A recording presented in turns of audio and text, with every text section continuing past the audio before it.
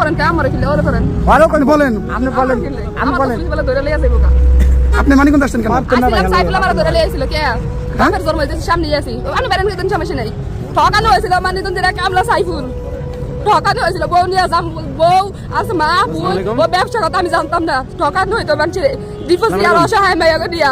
অসহায় ছিলাম পরে আমি বিদেশ থাকতাম দিয়ে অবশ্যই কাম করতাম তারপরে আমার সাথে কথা কইতো তারপরে কয় কি ওর বউ সাথে আমার কথা তো ভাবি হিসাবে ওর আমি তো কি লাগে কামার দেব পরে আমি বিয়ের পরে শুনি এরা স্বামী স্ত্রী এর পরে আমি ফোন দিয়ে কই আমসির ফুলে এমন দিলে বিয়ে দিয়ে আমার দুনিয়া খারাপ ভাষা এখন আমি আসছিলাম বিয়ের সাথে একবারই ভয় দশবার ভয় কারণ বাবার জন্মদিন ছিল তাই আমি ওর সাথে মায়ের খাওয়ার সাথে আমি ওর বুকে লাগতাম ও আমার শুধু শুধু মারে কে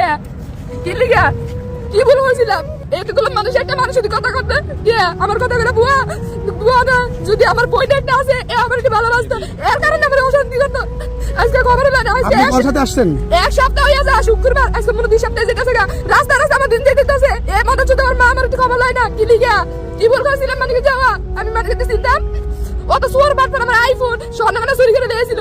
বাংলাদেশে টাকা সহ আমি 10 জিনিস কিনতে পারি না সৌদি আমার ব্যাসলেট কিনে দিছিল সেন কিনে দিছিল চুরি করে এর নামে মামলা আছে তো নির্যাতনের চুরি করার মামলা আছে